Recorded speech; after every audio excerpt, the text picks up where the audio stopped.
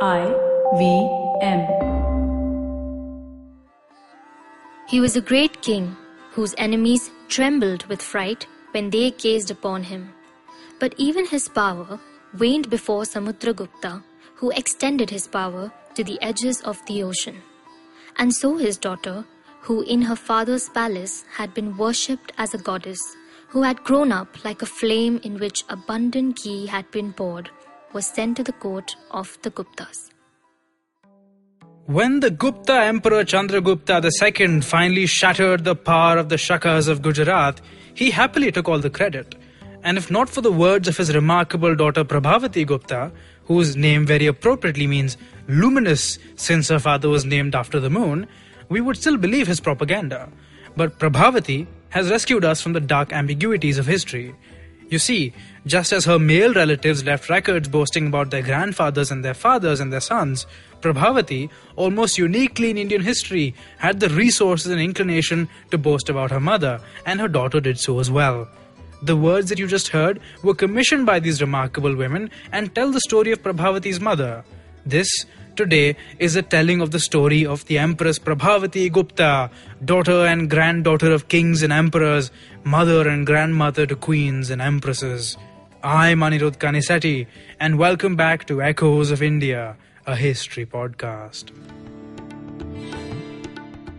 In a history as vast and varied as that of South Asia, one of the most irritating things is the fact that it often comes across as a succession of rather unpleasant kings constantly attacking each other and bragging about it.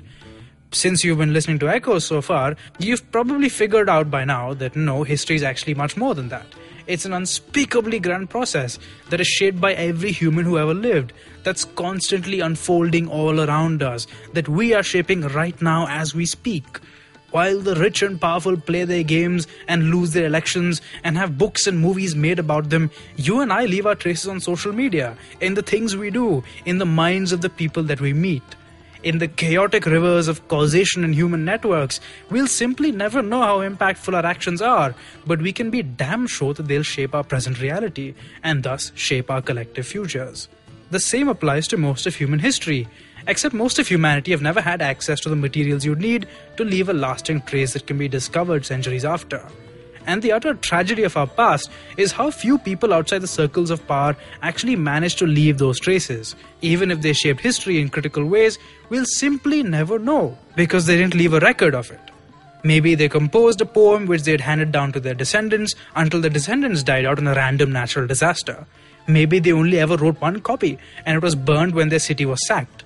Kings could issue inscriptions on stones, sure, have stuff carved into temples, have poems written about them that became bestsellers and that nobody ever forgot.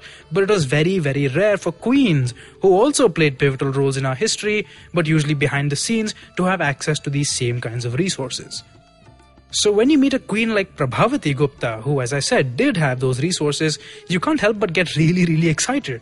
What was her life like? Whom did she see, speak to, coerce, cajole, rule over? Whose deaths was she responsible for? I mean, she's a royal, right? Of course her hands had to be a little bloody, right? She wasn't a saint. How did she see the people around her? So many questions. So let's get you some answers. As a quick heads up though, I'm going to be naming a lot of Indian dynasties, but hey, if you can remember the relations between the Starks and Lannisters and Targaryens and Baratheons and all the other made-up Western houses in Game of Thrones, I'm totally sure you can remember these actual dynasties as well. Now, in the last episode of this podcast, I mentioned the Nagas of Central India, and of course we're already way too familiar with the Guptas. Now I'm going to introduce you to another dynasty, to me at least one of the most interesting dynasties in our history, because, among other reasons, they have such a delightful name. They're going to pop up again and again this season. So say hello to the Warka Attica dynasty of the Deccan. If you pronounce Warka Attica correctly on the first try, I'll buy you a nice plate of some chatpada chicken tikka. Now, marriage alliances and networks were super important to ancient Indian kingdoms. In episode 1, we saw how Samudragupta's mom came from a powerful tribal republic in the Himalayan foothills, which helped him with the resources and connections he needed for his early campaigns. Samudragupta was so grateful for this connection that he refers to himself as Lichavaya, son of the Lichavi, and also Lichavi Dauhitra, the daughter's son of the Lichavi, referring to his maternal grandfather, perhaps the lord of Pataliputra. As the Lichavis were to Samudragupta, the Nagas were to the Warka Atticas. His exact contemporary, the Warka Attica king Rudrasena I, describes himself as a Dauhitra of the Nagas. Now, the Warka Atticas are one of the few Indian states to ever be properly based in Vidarbha, in the Wainganga plains, which you might already have heard of if you've read the Jungle Book. Their dynasty was much older and more prestigious than that of the Guptas, though. Their story started with a conqueror of the tribes of the Vindhya mountains, a chap with the highly appropriate title of Vindhya Shakti, power of the Vindhyas.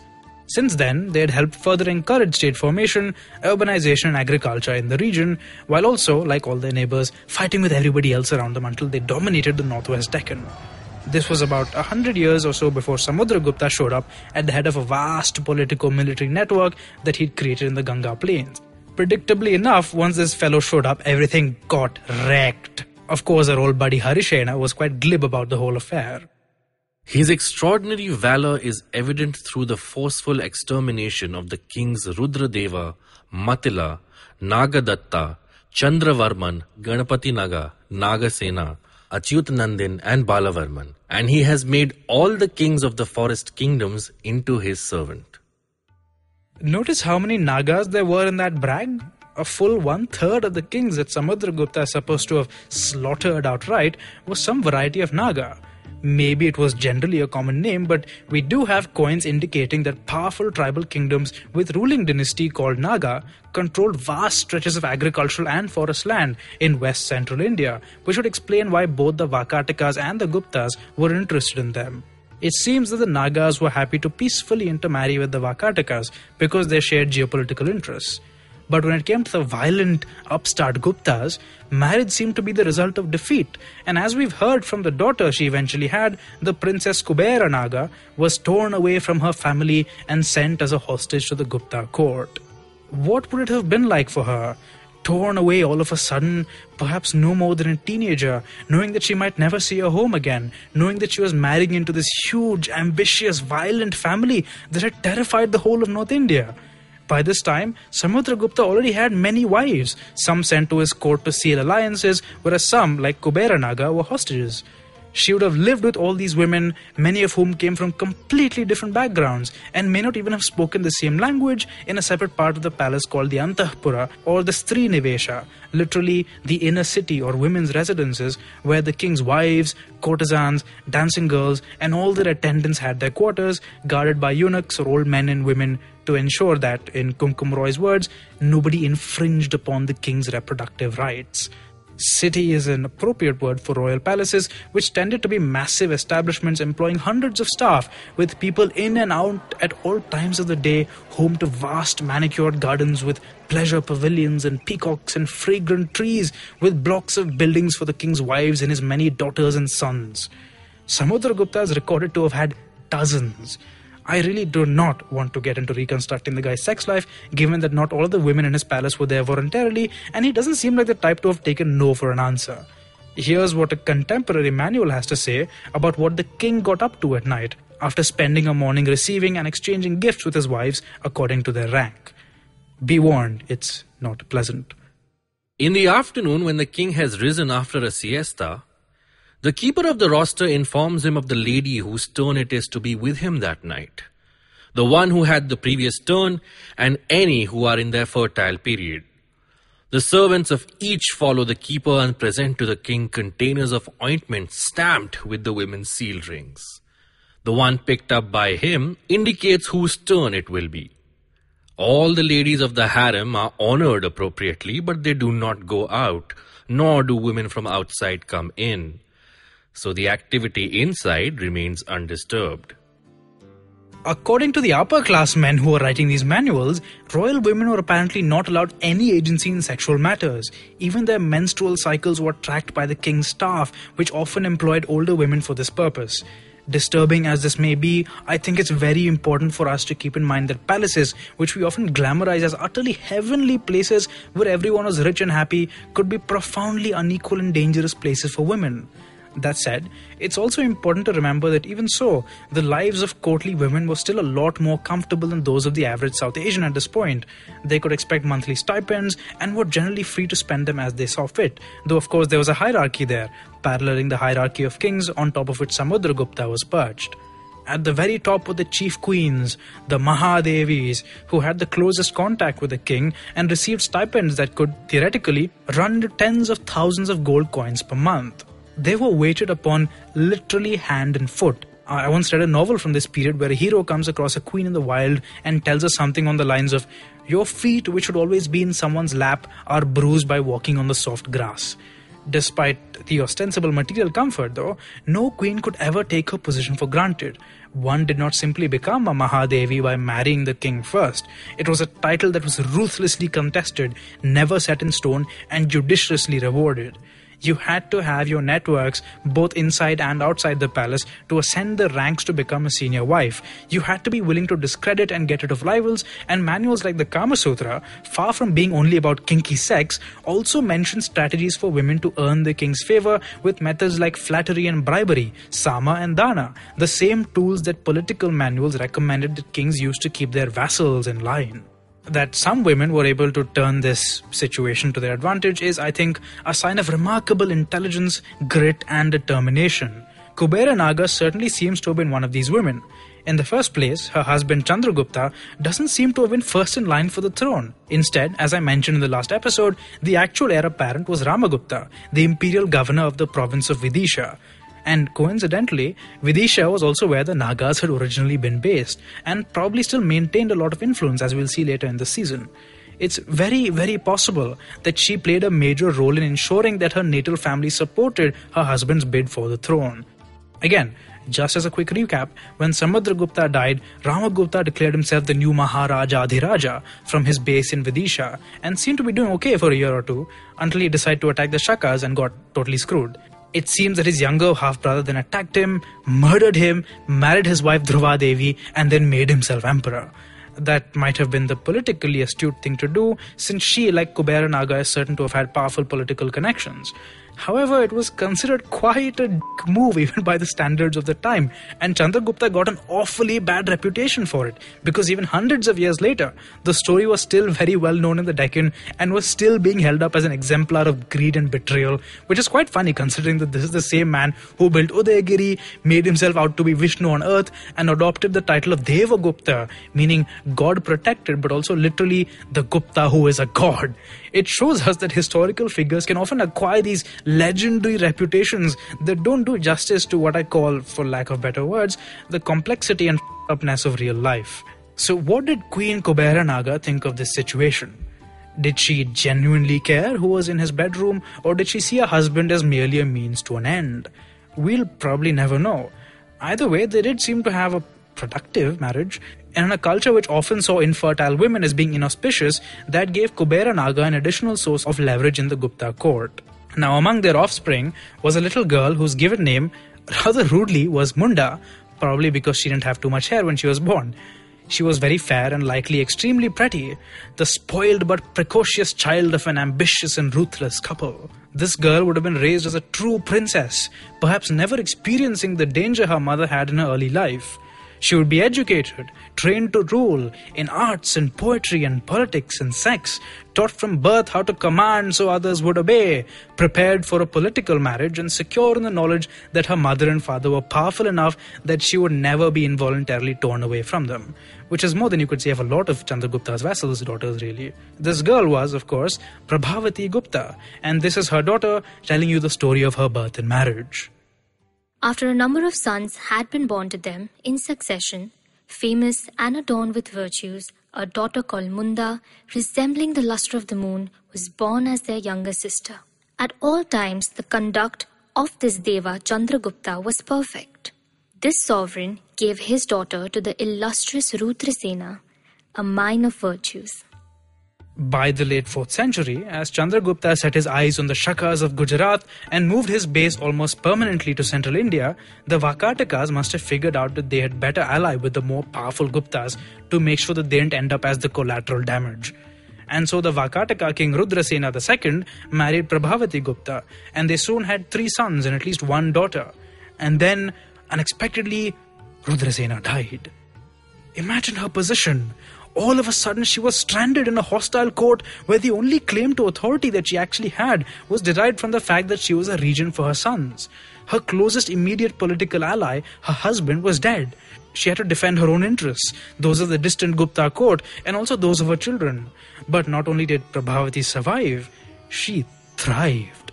She slipped into the role of queen regent, practically wearing the Warka crown, as a scholar puts it, with what seems to be an unbelievable degree of self-assurance. Part of that may have been because she knew that any rebellion against her would be crushed by the immense Gupta army commanded by her father or her half-brothers. With them behind her, she took the Vakatakas in hand, touring the kingdom just like a king would, visiting the Gupta province of Vidisha, probably studying her father's work at Udaygiri, and using a similar aesthetic and political concept to further strengthen the claims of the Vakatakas by building temples. On one of those temples was the inscription which her daughter would leave, which we've been hearing excerpts from so far. In the last episode, I mentioned that the most striking Gupta innovation, at least in terms of kingship, was the identification of the king with Vishnu or Varaha, the idea that he's the lord of the earth, that he has the right to redistribute land. Well, here's an actual inscription of Prabhavati-Gupta. The Empress herself speaks. The illustrious Prabhavati-Gupta, born of the illustrious Mahadevi Kubera Naga, who is a fervent devotee of the god Vishnu, who was the chief queen of the illustrious Rudrasena, the Maharaja of the Vakatakas, who is the mother of the Yuvraj, the illustrious Divakar Sena, having announced her good health, commands the householders of this village as follows. We have donated this village for the sake of our religious merit to the Acharya Chanala Swamin. So cool that a queen is doing this, isn't it? Let's just gloss over the fact that she's just announced to a bunch of people who had probably never even heard of her before that they all now belong to some old fart called Chanala Swamin who was friendly with the court. And this donation was likely executed through the threat of force. The point is, by claiming the authority to give away land like this, Prabhavati wasn't just claiming to be a regent. She was implying, and not very subtly, that she was a god on earth, a king in her own right, just as her father was. And I can't help but feel that, unfair and privileged though her voice may be, given her position in space and time, it's pretty damn badass. Even aside from her masterful propaganda, Prabhavati also knew how to play politics. It seems that the Vakataka line suffered from some kind of congenital disease, which killed her husband young and also killed the heir apparent before he was old enough to take the throne. And powerful factions in the court seem to have blamed her for this. Her younger son, Pravarasena, the new heir apparent, utterly hated the degree of influence that his mother had and the number of Gupta loyalists she must have had on her staff. In the inscription we just heard a couple of minutes ago, she refers to the Vakatakas as Maharajas, but the Guptas as Maharajadhirajas, implying a clear status differential which would certainly have pissed off a lot of Vakataka loyalists. But Prabhavati was playing the wider game. She carried the blood of the Guptas and the Nagas, and she knew that binding them with the Vakatakas could renew the old alliance the Vakatakas and the Nagas already had and lead to the creation of a very powerful and stable dynastic coalition that could resist very considerable shocks, even if the Guptas dominated this relationship. And so she married her daughter to her half-brother, the Gupta prince Ghatotkacha, one of Chandragupta's youngest sons and the governor of Vidisha. Her elder half-brother Kumaragupta, whose royal bottom then occupied the Gupta throne, had apparently not yet named a crown prince, and perhaps Ghatotkacha was seen as a viable candidate. Of course, this seems rather icky to modern sensibilities, and it was technically illegal in that time and place for an uncle to marry his niece, but then it was also illegal for a widowed queen to rule like Prabhavati did. To quote the great scholar Hans Baka, it's a fact of life in India as elsewhere that power politics remains within the precincts of the law only as long as it suits its aims. Unfortunately, one law that even Prabhavati was powerless against was the onward march of time. Pravarasena eventually became old enough to reign in his own right and chafed at the degree of control his mother continued to exercise.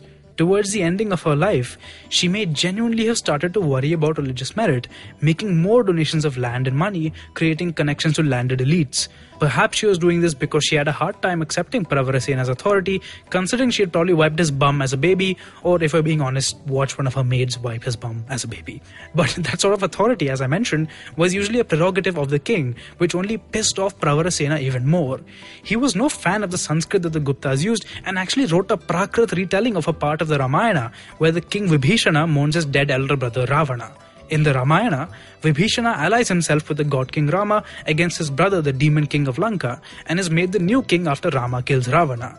Very tellingly, Pravarasena makes Vibhishana lament the fact that he's the only brother left, and he says that he doesn't know if he'd be happier if he died with his brothers instead of allying with a foreign conqueror, no matter how righteous.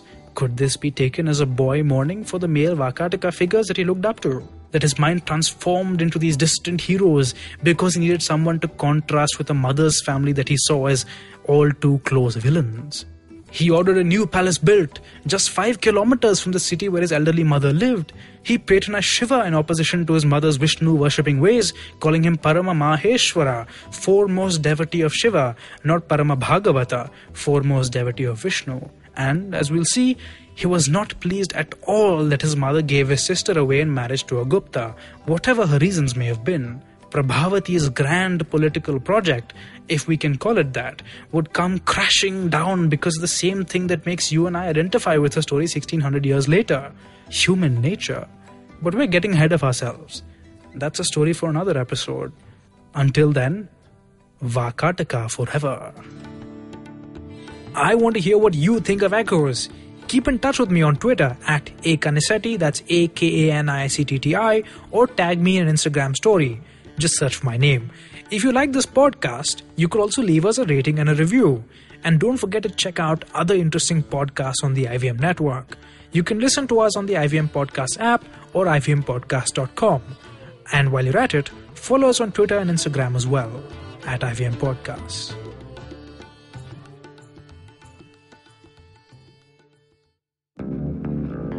Did you know that Parsis in Mumbai, instead of being left at the Tower of Silence after they die, are now cremated? And why? Because a cow fell sick in the early 1990s. Did you know that the smog in Delhi is caused by something that farmers in Punjab do and that there's no way to stop them? Did you know that there wasn't one gas tragedy in Bhopal, but 3? One of them was seen, but 2 were unseen. Did you know that many well-intentioned government policies hurt the people they're supposed to help? Why was demonetization a bad idea? How should GST have been implemented? Why are all our politicians so corrupt when not all of them are bad people? I'm Amit Verma, and in my weekly podcast, The Seen and the Unseen, I take a shot at answering all these questions and many more. I aim to go beyond the seen and show you the unseen effects of public policy and private action. I speak to experts on economics, political philosophy, cognitive neuroscience, and constitutional law so that the insights can blow not only my mind, but also yours. The Seen and the Unseen releases every Monday. So do check out the archives and follow the show at seenunseen.in. You can also subscribe to The Seen and the Unseen on whatever podcast app you happen to prefer.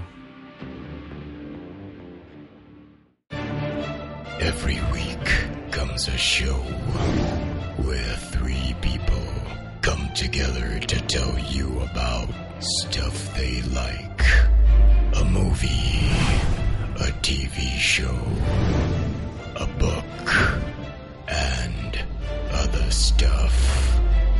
Tune in every Monday on the IVM Podcast app to IVM Likes. Batman approves this message. Thank you, Batman.